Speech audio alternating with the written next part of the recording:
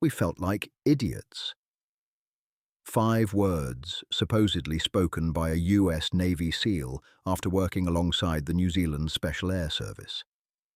You'll find the phrase scattered across veterans forums, comment sections, and video titles, always second-hand, always anonymous, always just out of reach. Here's what makes it worth an entire documentary. When you chase those 5 words back through the record, you can't find the SEAL who said them. What you find instead is something better. A real winter at the very start of the war in Afghanistan, when the most expensively equipped fighting force in human history was placed under one roof with a special forces regiment from a country of 4 million people. And what the Americans did about it afterwards was written down, made official, and pinned to New Zealand chests at a ceremony in California. This is the story of that meeting, of a US Navy SEAL captain who found himself commanding Kiwis in a landlocked country of snow and rock, of patrols that stayed out beyond the wire for a month at a time while better-funded men watched and took notes, of the night in 2004 that produced a Victoria Cross, and of the strange afterlife of a, quote, nobody can source, and the documented verdict that says more than the legend ever could. Because here's the promise this story will keep. By the final chapter, you'll know exactly what's real. Every date, every mission type, every honor in this script comes from the public record, official histories, citations, inquiry documents. And where the legend outruns the evidence, you'll hear that too, plainly. The truth doesn't need the invented quote. The truth is why the quote feels believable. Start with the collision itself, because on paper it shouldn't have worked. In October 2001, in the weeks after September the 11th, the United States began assembling a special operations coalition for the invasion of Afghanistan.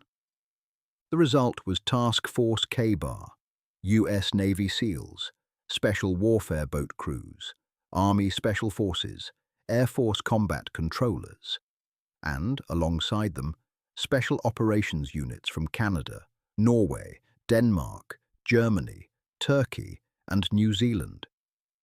Its commander was a career Navy SEAL, then Captain Robert Harwood. Think about that arrangement.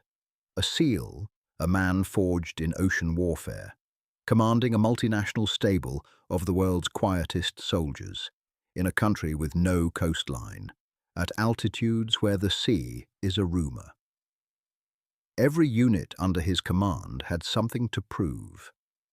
And in December 2001, a squadron from the New Zealand Special Air Service arrived to join them. The Americans were about to get a long look at how a small country fights. What they saw would end, 3 years later, in an honor almost no foreign unit ever receives. To understand what happened inside Task Force K-Bar, you have to understand how differently the two tribes had been built. The US Navy SEALs were the sharpest expression of American military philosophy. Select extraordinary men through one of the most brutal filters in the military world. The infamous training pipeline that breaks most who attempt it. Then surround the survivors with extraordinary resources. Helicopters, gunships, satellites, night vision, close air support stacked overhead in layers. Speed, violence, technology. It's a doctrine that works. The SEAL's combat record is not in dispute, and nothing in this story should be mistaken for disrespect. But it's a doctrine born of abundance. The American operator has never had to fight poor. The New Zealand Special Air Service was born poor and stayed that way. Formed in 1955, the regiment learned its trade in the jungles of Malaya and Borneo and refined it in Vietnam, where New Zealand troopers served inside Australian SAS squadrons out of Nui Dat. running patrols so quiet the enemy attached something like superstition to them.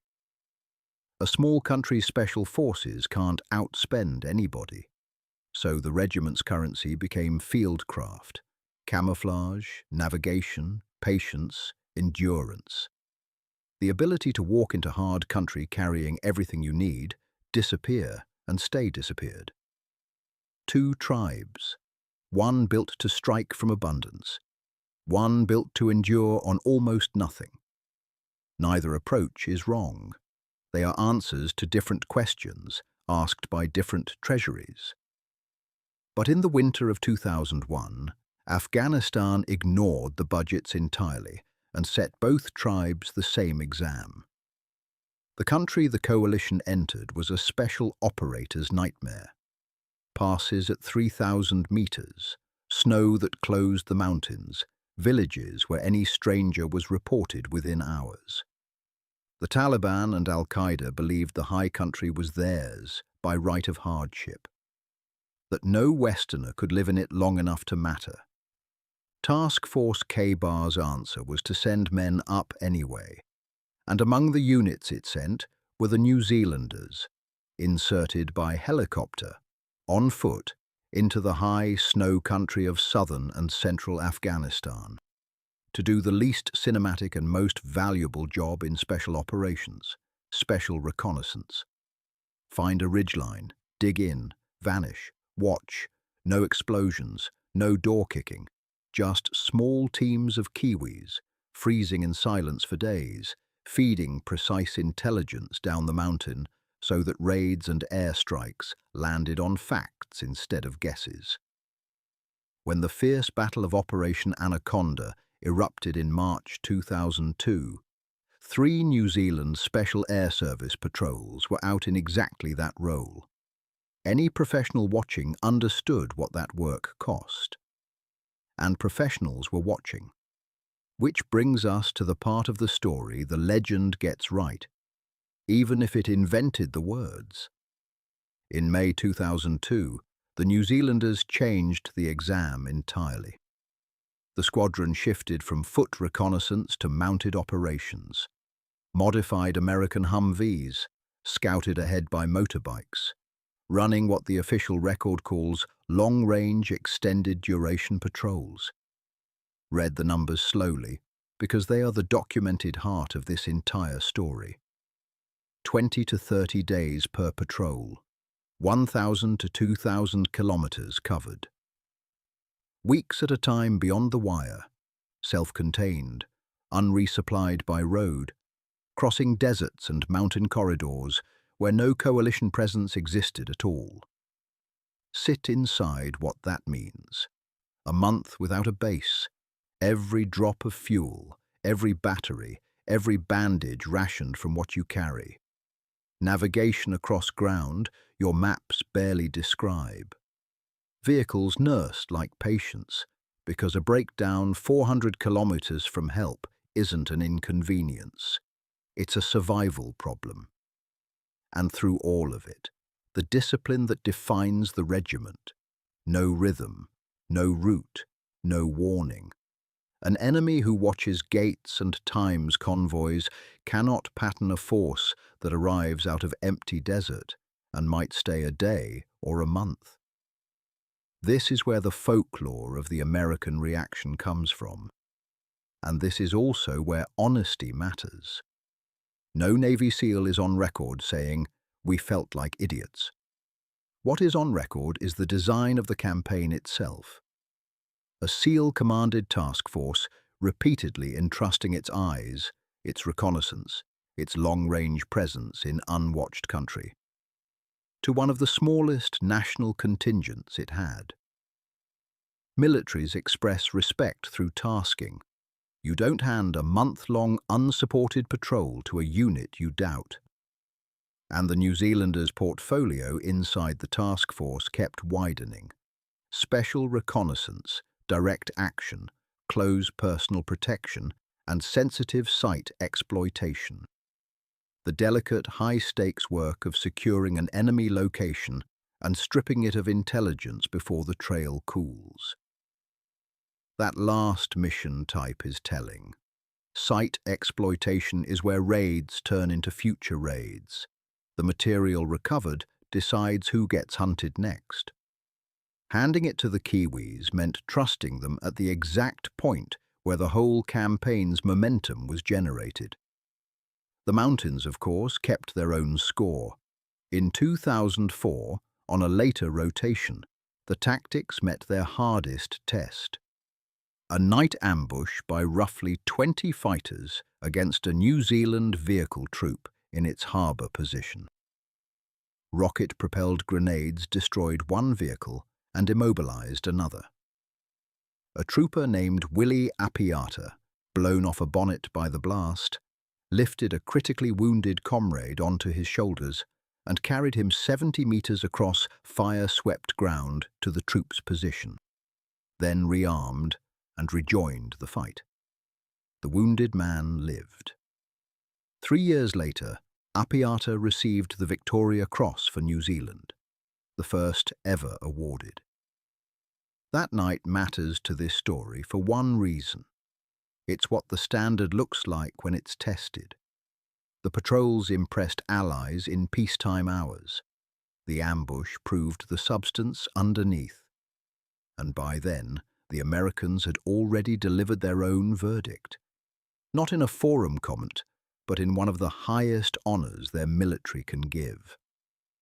What that honour was, and why it almost never goes to foreigners, is the next chapter. Armies gossip, soldiers trade stories, exaggerate allies, mythologize rivals. But military institutions only speak officially through two instruments, taskings and honours. You've seen the taskings, now comes the honour. On the 7th of December 2004, at Marine Corps Air Station Miramar in California, the United States Navy Presidential Unit Citation was presented to the units of Task Force K-Bar for the campaign's opening months, the 17th of October 2001 to the 30th of March 2002. Among the recipients stood the New Zealand Special Air Service. Weigh that properly. The Presidential Unit Citation is awarded for extraordinary heroism in action, collective gallantry, unit-wide, of a standard the Americans compare to their own highest individual decorations. It is rare for American units. For foreign units, it is rarer still. And this one came from the U.S. Navy, the SEAL's own service, to a task force a SEAL had commanded. Whatever any individual operator did or didn't mutter in a tent in 2002, the institution that employed him put its admiration in writing with a president's name on it.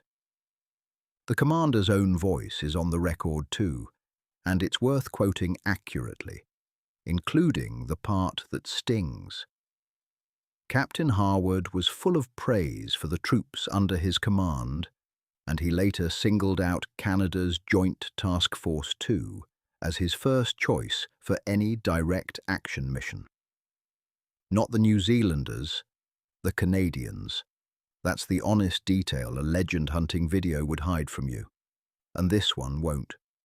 K-Bar was a bench of elite units competing hard for missions, and every one of them left Afghanistan with reputations enhanced.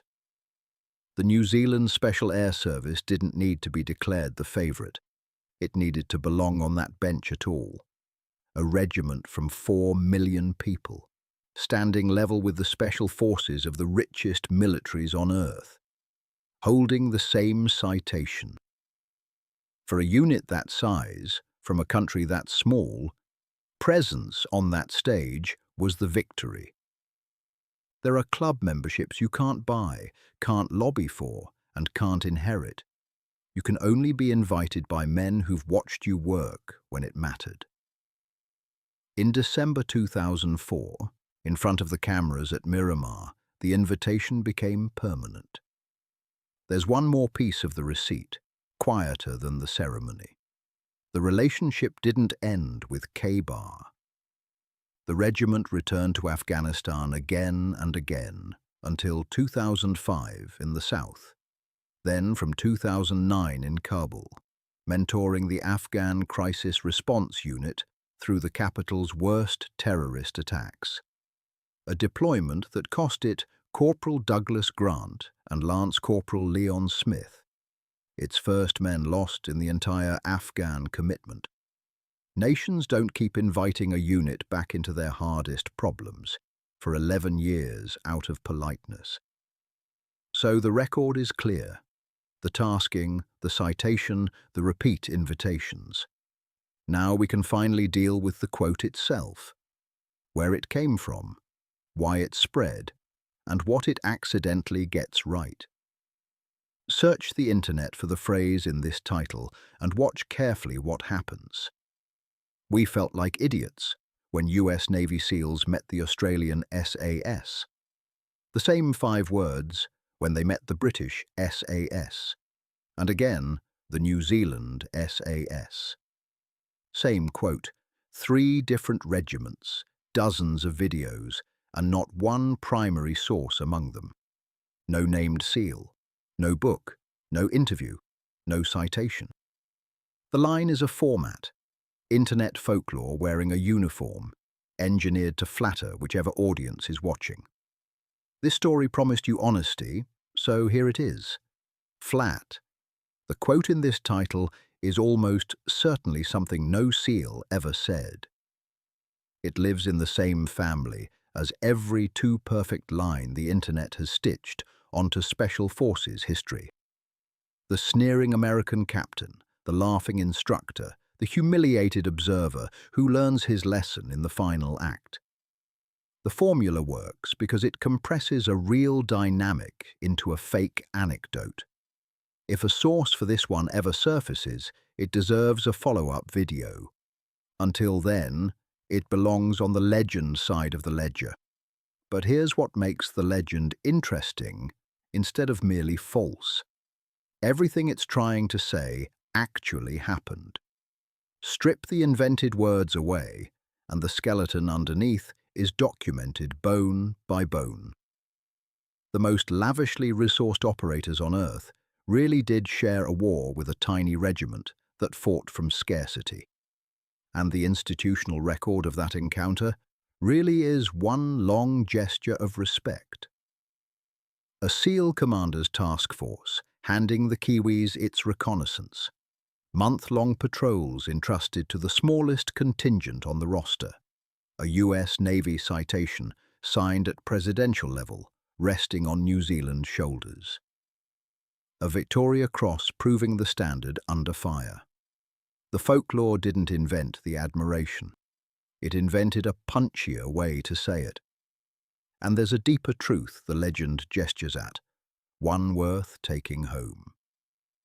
Professional humility runs in every direction between elite units. That's precisely why they train together. The SEALs brought capabilities the New Zealanders could never afford. The New Zealanders brought fieldcraft that money has never been able to buy. Neither tribe walked away feeling like idiots. Both left better. That's what actually happens when serious professionals meet. Not humiliation, exchange. So when the phrase crosses your feed again, attached to whichever regiment the algorithm favors this week, you'll know how to weigh it. The quote is fiction. The respect is real, and it's filed in Washington with a president's name attached, which is worth more than 5 anonymous words will ever be. The New Zealand Special Air Service keeps a motto it shares with its British parent. Who dares wins. Afghanistan added a quieter footnote that no forum ever writes. Who endures, convinces. The SEALs never needed to feel like idiots. They just needed to watch the Kiwis work. And then, in their own service's highest official language, they said exactly what they thought. The record is the quote. And the language of a presidential unit citation, extraordinary heroism, says everything 5 anonymous words were invented to say, except that it's true.